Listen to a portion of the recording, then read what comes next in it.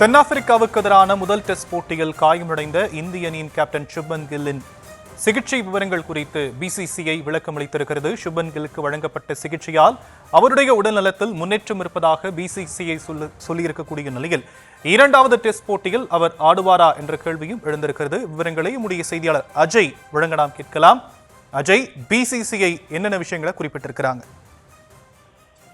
ஷாம், தென்னாப்பிரிக்காவுக்கு எதிரான முதல் டெஸ்ட் போட்டியின் போது காயமடைந்த இந்திய கிரிக்கெட் வீரர் சுமன் கில் மருத்துவமனையிலே அனுமதிக்கப்பட்டு அவருக்கு சிகிச்சையானது அளிக்கப்பட்டிருந்தது.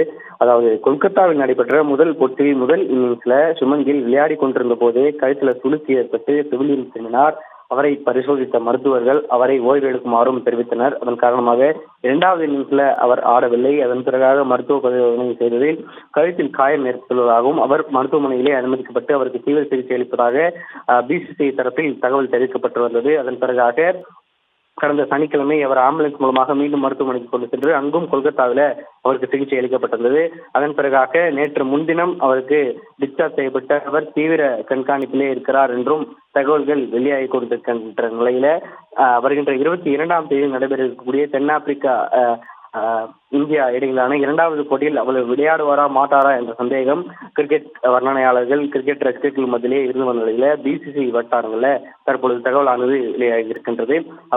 அவருக்கு தற்பொழுது அளிக்கப்பட்ட சிகிச்சையிலே முன்னேற்றம் ஏற்பட்டிருக்கின்றது. அவர் நலமுடன் உள்ளார் என்ற செய்தியையும் பிசிசி தரப்பிலே தெரிவிக்கப்பட்டிருக்கிறது.